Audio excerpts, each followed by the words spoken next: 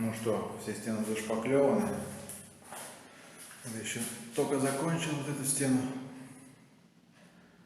Завтра пошкурим. Уберем лишний линолеум. Вернее, буду сначала шкурить, потом подрезать сантиметров по 15 с каждой стороны. Делать гидроизоляцию вот по этим 3 сторонам,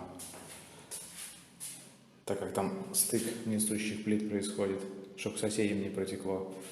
Тут уже смысла нету, так как эта плита идет дальше, в коридор.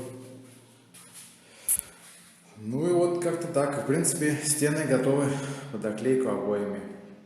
Ну, естественно, их надо будет грунтовать перед поклейкой, чтобы клей не впитывался быстро в штукатурку, в шпаклевку.